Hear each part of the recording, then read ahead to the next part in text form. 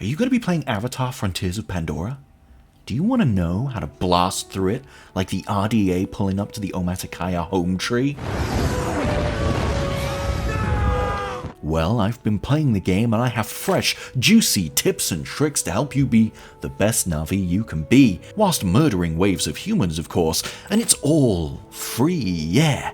Most people would charge you for this kind of info, but I trust you. I'll do you a favor. Let's get into it. And the first is just a reminder to use what the game gives you. Can't figure out what to do to progress? It's the SID. It's always the SID. You've got to hack or fix some invisible cable that you can't see right now and you've just forgotten that this mechanic exists. I promise you, it's the SID. Just try it. In fact, the SID has a lot of uses that the game doesn't tell you about, from hacking boxes in the world to unlock them, to the best one of all, being able to hack enemy mech suits to stun them, letting you slip by, or get a few free hits in. Speaking of the AMP suits, it's worth pointing out that you can highlight enemy weak points with your Na'vi sight, because did you really think Ubisoft were going to do a game without an eagle vision mechanic? And if you hit them from a position of stealth, it's an almost guaranteed instant takedown. Worth remembering if you're like me and hate it when games try to pressure you into level grinding, so you do the story missions at way too low a level and need some way to get through without being one-shot killed. And speaking of one-hit kills, don't let your time with the FGS channel be killed after just one video. It really helps us out if you subscribe, and you can check out more of our coverage of Avatar, Frontiers of Pandora, as well as the other biggest and best releases of the year. You can't make a jump? Na'vi are tall. You can charge your jump from the very start of the game for extra height, distance, and even a longer wall scramble that lets you mantle your way onto higher obstacles than you'd expect. If you decide to explore and level up before tackling the story, it's actually worth pushing through the first 5 or so story missions until you get yourself an Ikran, otherwise known as a Banshee, otherwise known as a space pterodactyl friend. As fun as the movement can be in this game, especially running around on the tree roots and in the canopies, climbing and scrambling around like a squirrel that's just seen something it perceives as even a potential threat, it's not the fastest way around.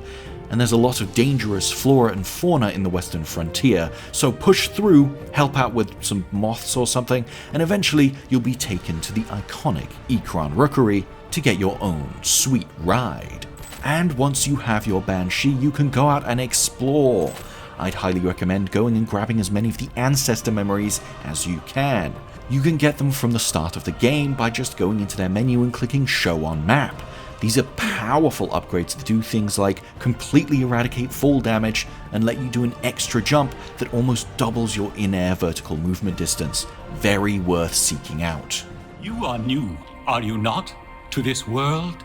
Come to the Tarsu, child, when you need the wisdom of the ancestors, and you will thrive. And speaking of skills, if you want to level up your regular skill memories, you'll need skill points. But where to get them? Of course you can level up, but there is another way. In regular Ubisoft fashion, there's collectibles all around the map, but this time they grant you skill points, amongst other buffs and information. Be sure to take note when a pink aura vignettes the middle portion of your screen. Get enough of these and you'll probably be strong enough to duke it out with Jake Sully one-on-one. Probably. Son of a bitch. Okay, I have one more, but this one's one that I'm a little unsure about. Honestly, there could be a balancing patch that could fix this soon after the game launches, because right now it borderline breaks the game. Remember earlier when I said I have a bad habit of going on missions way above my level? Well, soon I noticed that even my strongest weapons were only doing chip damage on even the teeniest, tiniest human enemies, so I had to figure out a way to use my stronger weapons to get through encounters. There's a spear thrower, but it's light on ammo and way too slow.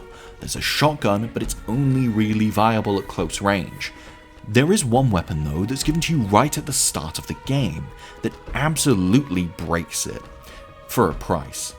The staff sling is presented as just a way to lay traps for enemies, and whilst it's great at that, you can also just shoot it directly at the enemies, and it does major damage. Here I am doing a mission that's full of big combat encounters. Here's my level, here's the mission level, and here's me shooting enemies with my best bow.